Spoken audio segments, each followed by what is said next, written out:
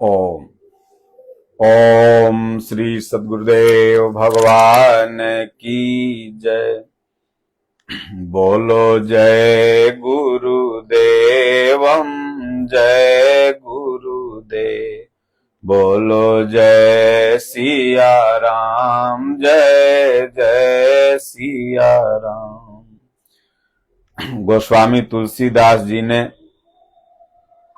कलयुग का बड़ा ही सुंदर चित्रण मानस में किया है कि कलयुग में किस तरह से लोग रहेंगे। आज के 600 वर्ष पहले गोस्वामी तुलसीदास जी को अनुभूति हो गई थी और उन्होंने श्री रामचरितमानस में इसका जिक्र किया।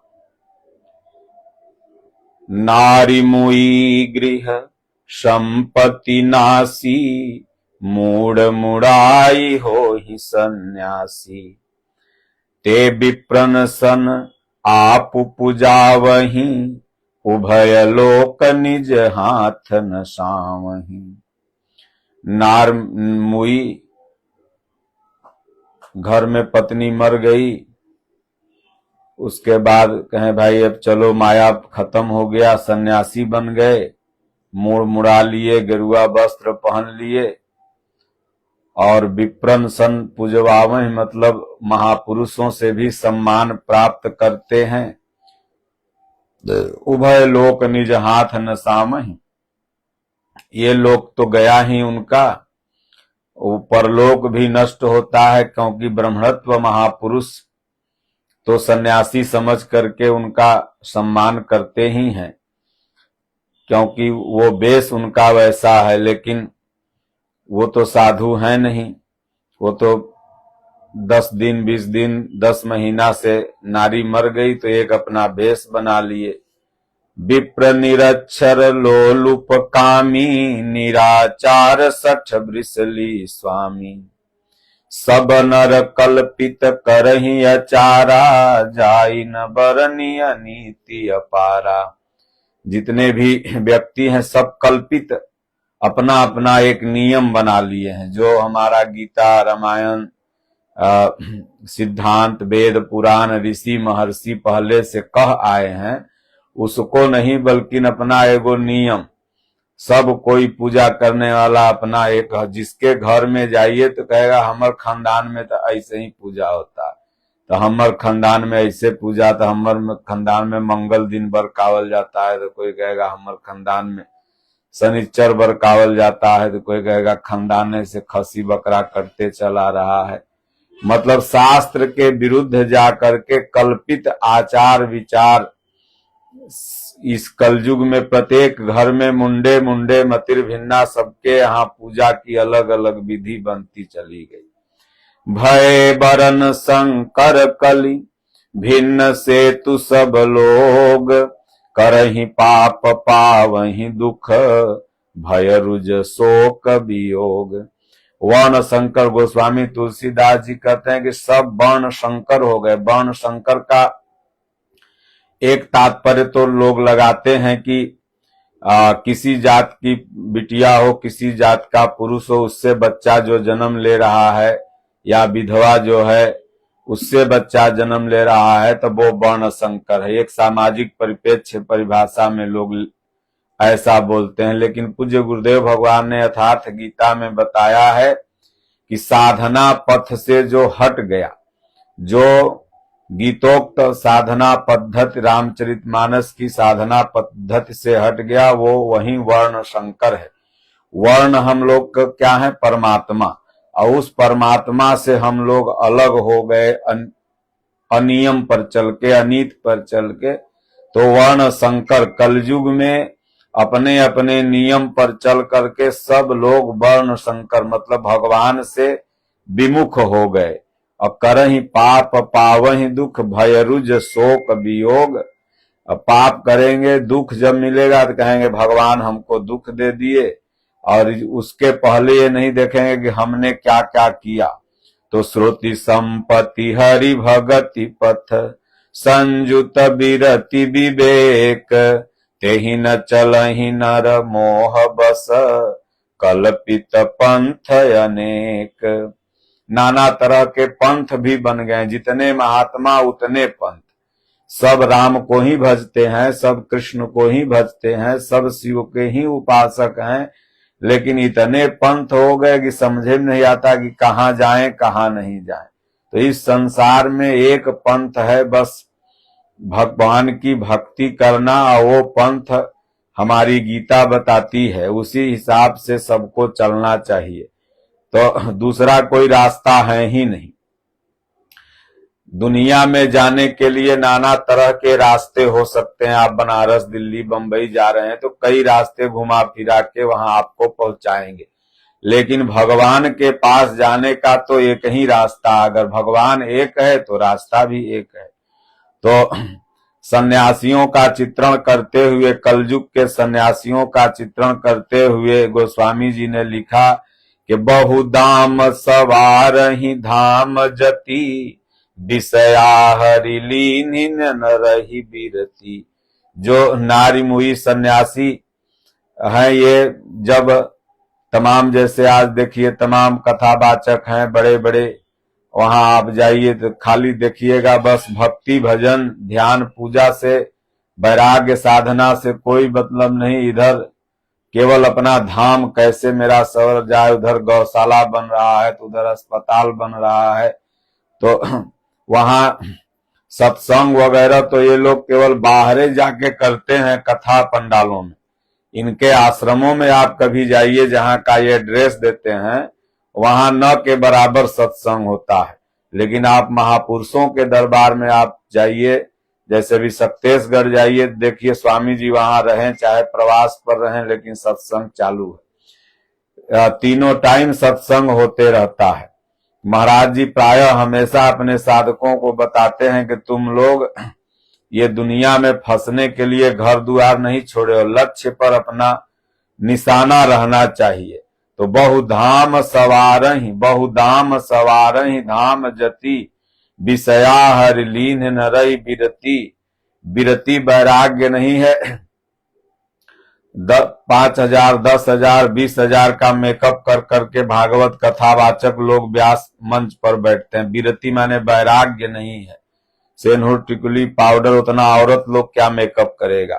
तपसी धनवंत दरिद्र दुखी, तपसी धनवंत दरिद्र गृही, कलि कौतुक तात न जात कही। तपसी व्यक्ति जो तपस्वी का वेश बनाए हुए है, वो धनवंत है, भगवान के नाम पर वहां लोग दे रहे हैं, और गृहस्थ दरिद्र हैं। एक तो बाहरी अर्थ यह भी होगा, लेकिन वास्तविक धनवंत इस संसार में अगर कोई है तो वो तपस्वी है। तपस्वी जो भगवान का भजन कर रहा है, तो कहें कि राम नाम रूपी धन उसके पास है। कबीरा सब जग निर्धना, धनवंता नहीं कोय, धनवंता सोई जानिहूं जहाँ राम नाम धन होय। तो तपस्वी धनवंत, जिसके पास राम नाम रूपी धन है वही तपस्वी है और वही धनवंत है। और दरिद्र गृही, गृहस्थ व्यक्ति के पास भले सोना चांदी हजारों करोड़ का भंडार क्यों न हो जाए, लेकिन उसे संतों ने दरिद्र ही माना है, क्योंकि भगवान का नाम का धन उसके पास नहीं है। तो कलि कौतुक तात न जात कही। गोस्वामी तुलसीदास जी कहते हैं कि हे तात, कलयुग का जो कौतुक है यह कहा नहीं जा सकता। कुलवंती निकार ही नारी सती, गृहया नहीं चेरी निबेरी गति।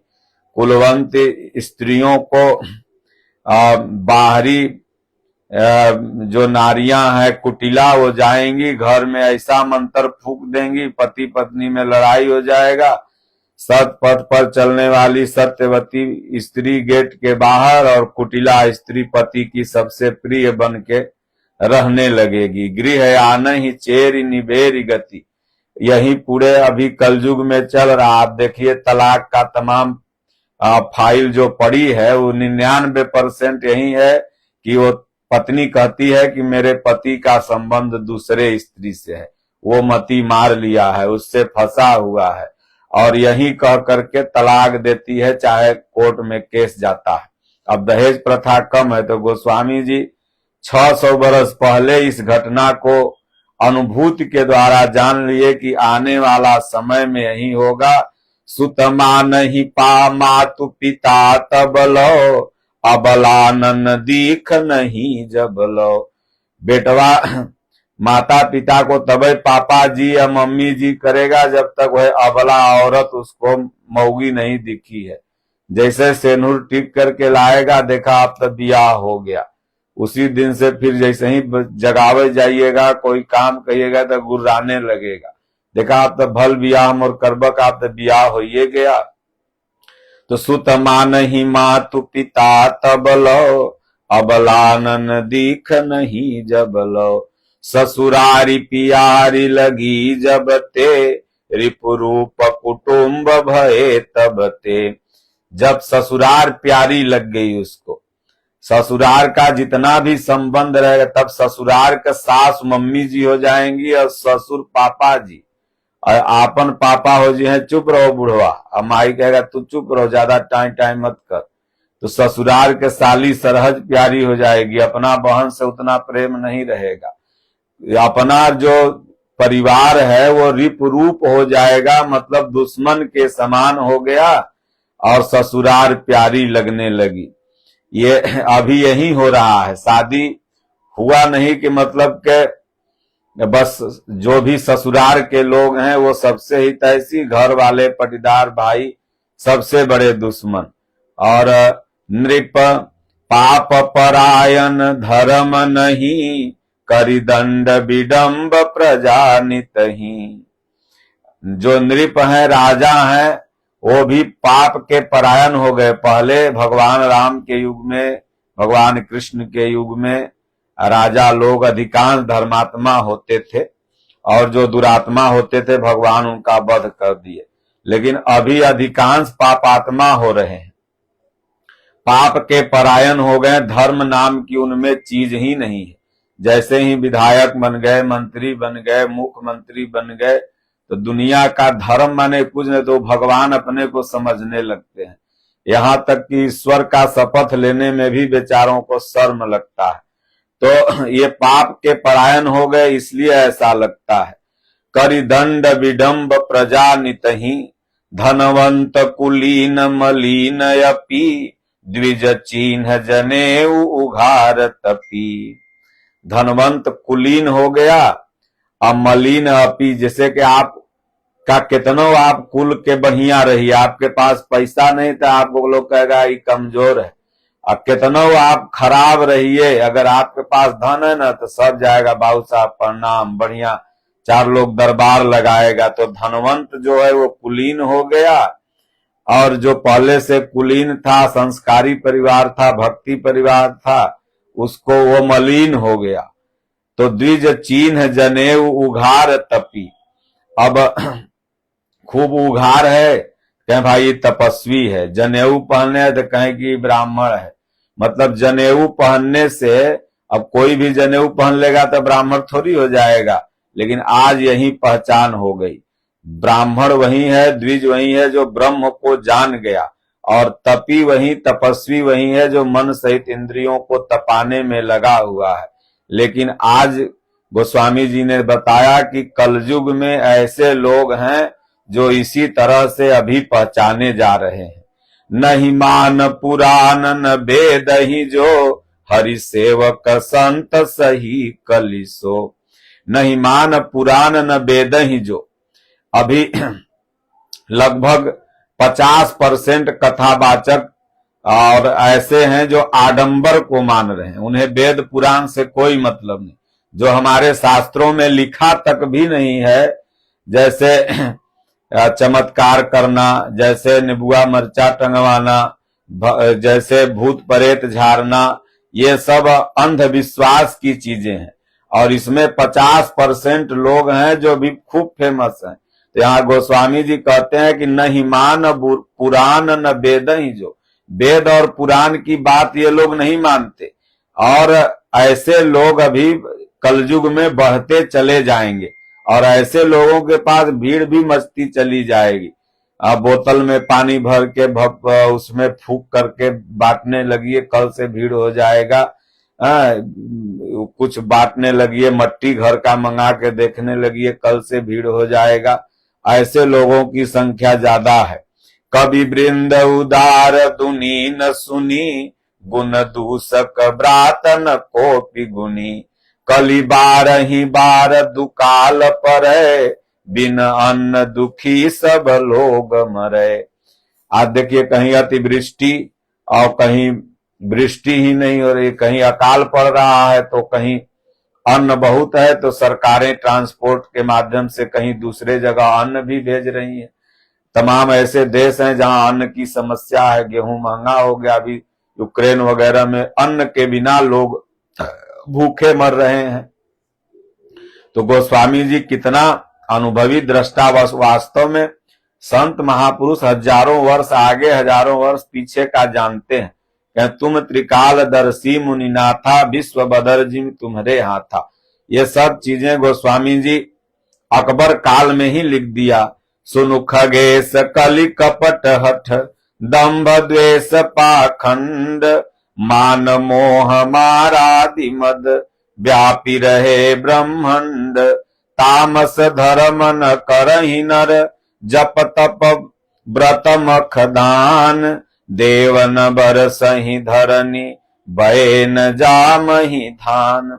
कलयुग का मतलब पाप युग नहीं होता, कलयुग का मतलब यंत्र युग। जब आदमी यंत्र के सहारे हो जाएगा तो ये सब अपने आप छीण होते जाएंगे। कहें कि धान लोग लगाएंगे और जमेगा नहीं। तमाम जगह ऐसी शिकायत मिलती है कि बीज डाले जमा ही नहीं। अबला कच भूषण, भूरि क्षुदा धनहीन, दुखी ममता बहुधा, सुख चाहहि मूढ़ न धर्म रता, मति थोरी कठोरी न कोमलता। नर पीड़ित रोग न भोग कहीं, अभिमान विरोध कारण नहीं।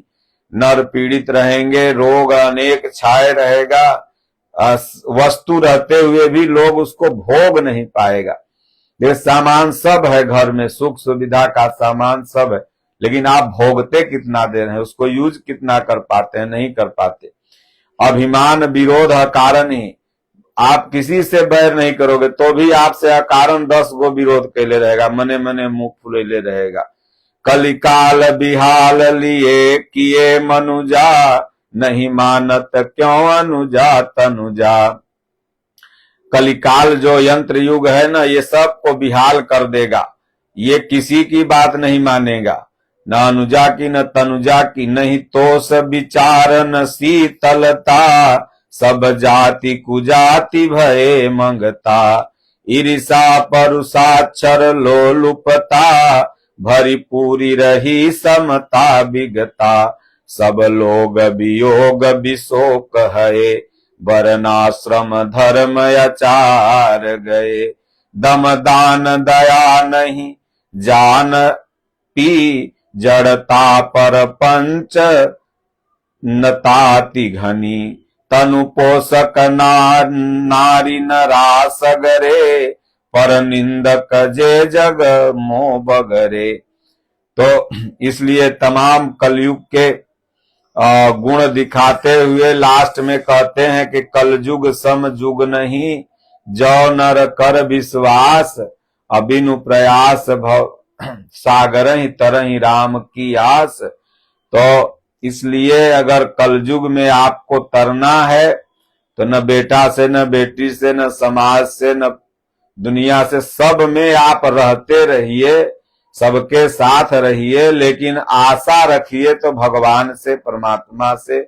इसलिए आशा एक राम, और बाकी दुनिया में तब आप तर जाओगे, और नहीं तो इस समाज से जब तक आप आशा इस कलयुग में रखे रहेंगे, तो जब आप सोचिएगा कि हमें सुख मिलेगा तो उस पड़ाव पर पहुंचते ही दुख मिल जाएगा। आप जैसे बच्चा पैदा करने चलिए, बुढ़ापा में हमको इस सुख देगा, आप देखिए कि बुढ़ापा आते आते वही बच्चा आपके दुख का सबसे बड़ा स्रोत बन जाता। फिर आपको न परिवार से दुख होता है, न समाज से, आप कहेगा महाराज जी सब तो ठीक है, बेटुए सलाह हमको रात दिन कूढ़न है। जिस बेटा को आपने सबसे ज्यादा सुख का स्रोत समझा था, वहीं जाकर के सबसे बड़ा दुख का स्रोत बन गया। इसलिए यहाँ गोस्वामी जी ने कहा कि तरहि राम की आस, तो कल जुग समजुग नहीं, जो नर कर विश्वास, गाय राम गुण गण विमल, अभवत तर भी नहीं प्रयास। इसलिए सुबह शाम भगवान का गुणगान करना चाहिए, सुनना चाहिए, और वही आपको भवसागर से तार कर सकता है और वही दुखों का अंत कर सकता है। बाकी जो भी आपका ये रिश्ता नाता परिवार, ये किसी जन्म का कर्जा है, वो आपका कोई बेटा बन के आया है, कोई बेटी, कोई पत्नी, कोई कुछ कर्जा को हम सब लोग सधा रहे हैं। इसलिए चलते फिरते खूब राम राम राम राम राम राम जितना आप जप सकिए, यही आपका सबसे बड़ा धन है। और यही जपेंगे तो तपस्वी धनवंत दरिद्र गृही, तब आप तपस्वी हो जाएंगे, धनवंत हो जाएंगे। और नहीं तो गृहस्थी में कुछ भी आप जुटा ले जाएगा तो साथ, नहीं तो दरिद्र ही है। बोलिए श्री सद्गुरुदेव भगवान की।